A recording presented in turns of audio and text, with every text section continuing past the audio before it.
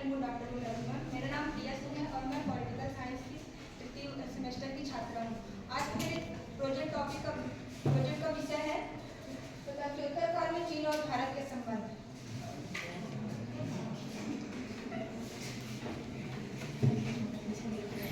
जो हंसेगा। भारत और चीन दो पड़ोसी देश हैं और इसकी दो लंबी उभरती संधियां हैं। दोनों के बीच एक लंबी सीमा रेखा है और स्वतंत्रता के बाद भारत और चीन शुरुआती संबंध मित्रपूर्ण थे, क्योंकि इसका मुख्य कारण यह था कि चीन और भारत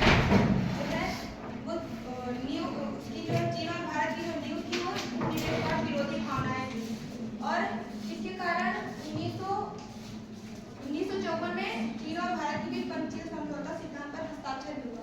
शुरुआती संबंध कैसे थे?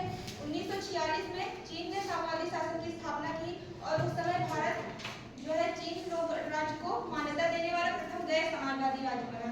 और उसके बाद 1954 समझौता 1954 में 22 अप्रैल 1954 को भारत के प्रधानमंत्री पंडित जवाहरलाल नेहरू और चीन के प्रधानमंत्री चाउ एन लाई के बीच पंचशील समझौते पर हस्ताक्षर हुआ।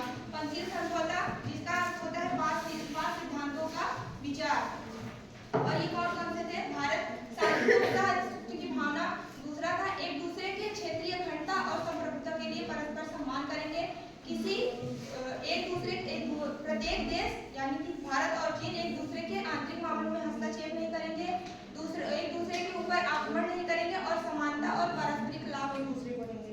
पंचशील समझौते ने भारत और चीन के बीच तनाव को काफी हद तक कम कर दिया था और इन संधियों के बाद भारत और चीन के बीच व्यापार और विश्वास को बहाली मिली और हिंदी चीनी भाई भाई के नारे लगे। परंतु 1959 में तिब्बती विद्रोह हुआ, जिसमें कि तिब्बत के दलाई लामा अपनी जीवन की रक्षा के लिए भारत आ गए और भारत ने शरण दी, जिसके कारण चीन ने इसका विरोध किया, क्योंकि वो कहते थे कि पंचशील समझौते के सिद्धांत के अनुसार एक देश दूसरे देश के आंतरिक मामलों में हस्तक्षेप नहीं करेगा।